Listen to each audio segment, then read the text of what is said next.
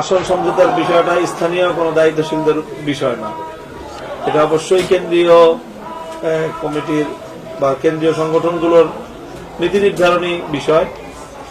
বাংলাদেশ জামাত ইসলামী, ইসলামী আন্দোলন, বাংলাদেশ খেলাফত মজলিস, এনসিপি, আমরা সকলেই কেন্দ্রীয়ভাবে বিষয়গুলো ডিসাইড করে আমরা একটা চূড়ান্ত প্রার্থী তালিকা প্রকাশ করব।